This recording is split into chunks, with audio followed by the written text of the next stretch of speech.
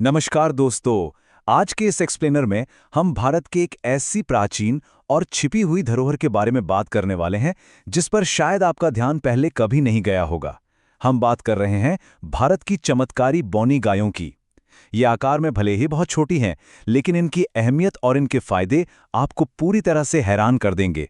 तो चलिए बिना किसी देरी के शुरू करते हैं।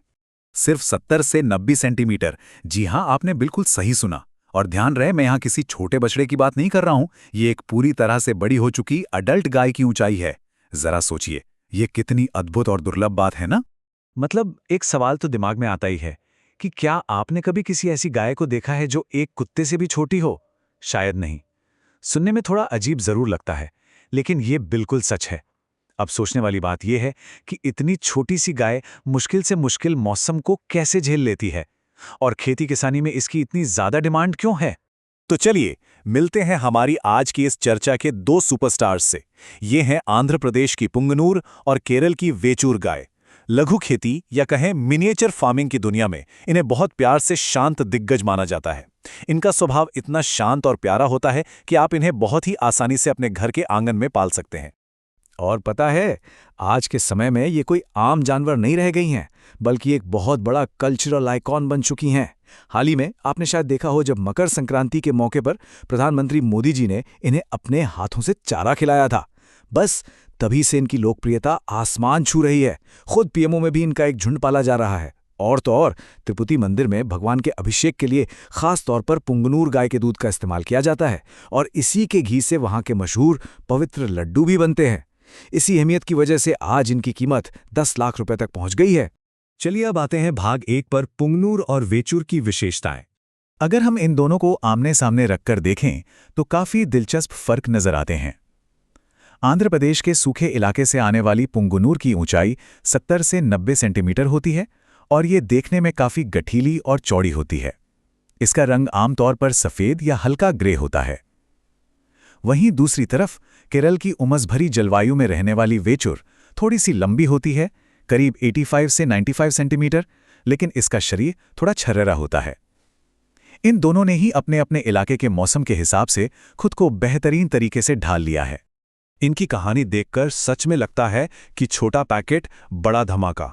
ये छोटी जरूर है, लेकिन है बहुत मजबूत।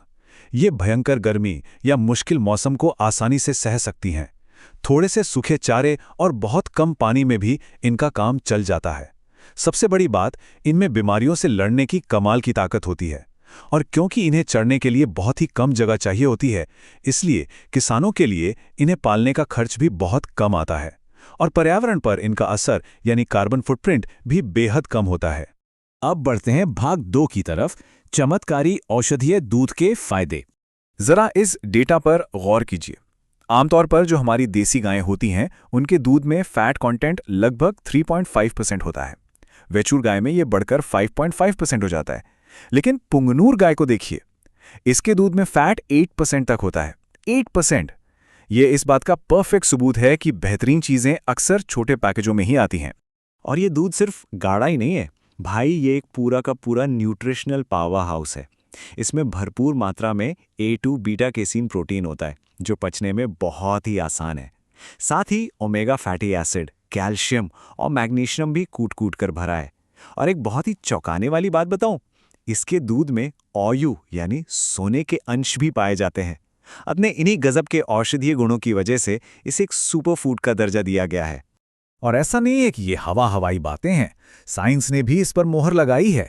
एक्टा साइंटिफिक वेटरनरी साइंसेज की रिपोर्ट पुंगनूर के इन खास आनुवांशिक गुणों को पूरी तरह प्रमाणित करती है। इसके अलावा national bureau of animal genetic resources ने भी अपनी रिसर्च में पाया है कि वेचूर गाय के दूध में कैंसर से लड़ने वाले गुण और गजब की रोग प्रतिरोधक क्षमता मौजूद है। दूध के फायदों से अलग एक और बहुत ही खूबसूरत कॉन्सेप्ट है काओ हग थेरेपी। डॉक्टर राजू बताते हैं कि क्योंकि ये गायें स्वभाव से इतनी शांत और सौम्य होती हैं, इसलिए इन्हें गले लगाने से इंसानों का स्ट्रेस और डिप्रेशन कम होता है। इसे गले लगाने से आपके दिमाग की पिट्यूटरी ग्रंथि स्टिमुलेट होती है और शरीर में हैप्पी हार्मोन्स रिलीज होते हैं। कुछ रिसर्च तो यहाँ तक कहती है कि इससे इंसानी ऑरा यानी हमारी आभा की फ्रीक्वेंसी भी बढ़ती है। अब आते हैं भाग 3 पर, विलुप्ति का खतरा। इतनी सारी खूबियों के बावजूद एक कड़वा सच भी है। ज्यादा से ज्यादा दूध पाने के लालच में हमने बहुत बड़ी गलती की। जर्सी और हॉल्स्टीन फ्रीजियन जैसी विदेशी नस्लों के साथ इन देसी गायों की क्रॉस ब्रीडिंग शुरू कर दी गई। नतीजा क्या हुआ? हमारे इन बेहतरीन नेटिव जेनेटिक्स का नामो निशान मिटने लगा। हालत इतनी खराब हो गई थी कि एक समय पूरी दुनिया में सिर्फ 500 से 600 शुद्ध पुंगनूर गायें ही बची थीं। ये इस शानदार नस्ल के लिए एक बहुत बड़ा ब्रेकिंग पॉइंट था। लेकिन भाग 4, मिशन पुंगनूर और संरक्षण, यहां से कहानी में एक नया और अच्छा मोड़ आता है। स्क्रीन पर देख रहा ये 69.36 करोड़ रुपए का आंकड़ा बहुत कुछ कहता है। आंध्र प्रदेश सरकार ने इन अमूल्य गायों को बचाने के लिए मिशन पुंगनूर नाम से एक बड़ा प्रोजेक्ट शुरू किया है। इस भारी भरकम फंड का इस्तेमाल IVF जैसी अत्याधुनिक तकनीकों में किया जा रहा है ताकि इनकी आबादी को तेजी से बढ़ाया जा सके और इस नस्ल को विलुप्त होने से बचाया जा सके। और सिर्फ सरकारी नहीं, प्राइवेट लेवल पर भी लोग जी जान से जुटे हैं। डॉक्टर कृष्णम राजू की 16 साल लंबी इस अद्भुत जर्नी को ही देख लीजिए। पहले साल उन्होंने सरकारी सीमन बैंकों से शुद्ध जेनेटिक्स लिए। 5वें साल तक उन्होंने स्थानीय बोनी नस्लों के साथ सावधानी से क्रॉस ब्रीडिंग कराई। 10वें साल में उन्होंने एक बहुत ही खास काम किया। इन गांवों के खुरों को इस तरह से अनुकूलित किया कि ये शहरों के अपार्टमेंट की टाइल्स पे आसानी से चल सकें। और 16 साल की कड़ी मेहनत और 7 पीढ़ियों के बाद वो एक 2 फुट की मिनिएचर गाय विकसित करने में कामयाब हो गए। अब जरा भविष्य के बारे में सोचिए। क्या पता कल को हमें माइक्रो मिनिएचर या नैनो गाय देखने को मिले। जी हां, 1 फुट से भी कम ऊंचाई की गायों पर रिसर्च चल रही है। कल्पना कीजिए कि आपके अर्बन फ्लैट या छोटे से घर में एक नन्ही सी गाय किसी पालतू कुत्ते या बिल्ली की तरह रह रही है ना कमाल की बात? आज के इस एक्सप्लेनर का पूरा सार इस एक लाइन में छिपा है। हर एक पुंगनूर जिसे आप देखते हैं वो सिर्फ एक गाय नहीं है, वो भारत की कृषि विरासत का एक जीवित हिस्सा है। इन जानवरों को बचाना केवल एक नस्ल को बचाना नहीं है, बल्कि हमारे उस सदियों पुराने इकोसिस्टम को बचाना है जो पूरी तरह से प्रकृति के साथ तालमेल बिठाकर चलता था। तो जाते जाते मैं आपको इस एक सवाल के साथ छोड़ना चाहता हूं।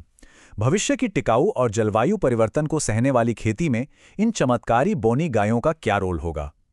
क्या हमारी आधुनिक खेती की समस्याओं का हल हमारी इसी पुरानी बायोडाइवर्सिटी में छिपा है? इस पर जरूर सोचिएगा। आज के इस एक्सप्लेनर में हमारे साथ जुड़ने के लिए बहुत बहुत धन्यवाद। उम्मीद है आपको बहुत कुछ नया जानने को मिला होगा।